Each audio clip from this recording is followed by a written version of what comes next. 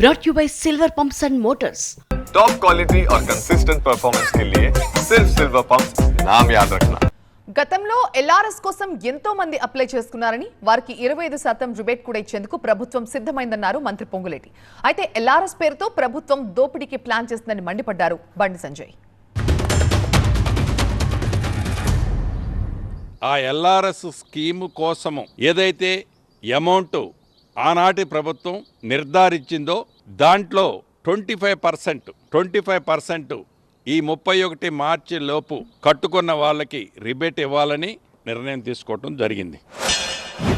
ఇదే రాష్ట్ర ముఖ్యమంత్రి గాని ఉత్తమ్ కుమార్ రెడ్డి గారు గాని ఇతర మంత్రులు గతంలో బీఆర్ఎస్ పార్టీ ఎల్ఆర్ఎస్ పెట్టినప్పుడు వీళ్ళే మాట్లాడారు, మా ప్రభుత్వం అధికారంలోకి వస్తుంది, మేము ఫ్రీగా చేస్తాము, బీఆర్ఎస్ పార్టీ దాచుకుంటుంది పైసలు అని చెప్పి ఇదే కాంగ్రెస్ పార్టీ నాయకులు ఆ రోజు ఊకదప్పుడు ఉపన్యాసాలు ఇచ్చారు. ఇలా 50,000 కోట్లు ప్రజల నుంచి వసూలు చేయడానికి, ప్రజల నుంచి దోసుకోవడానికి ఎల్ఆర్ఎస్ పేరు మీద ఇలా వీళ్ళు మళ్ళీ మాట్లాడుతున్నారు.